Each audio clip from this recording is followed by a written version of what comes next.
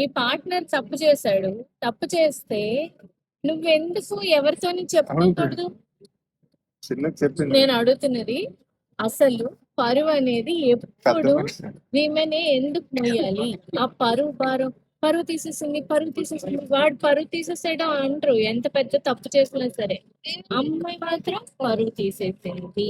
ఎందుకు పరువు తీసేస్తుంది అంటే చెప్పుకోవద్దా? అమ్మాయి మాత్రం మనసులో బాధలన్నీ అమ్మాయి మనసులోనే ఉంచేసుకోవాలా?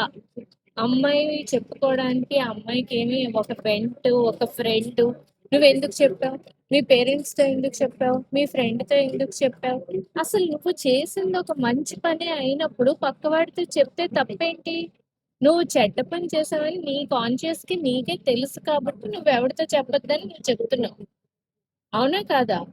సో అమ్మాయిలు కూడా నేనేమంటానంటే అమ్మాయిలు కూడా ఎమోషన్స్ వెంటప్ చేసుకునే రైట్ వాళ్ళకు ఉంటది.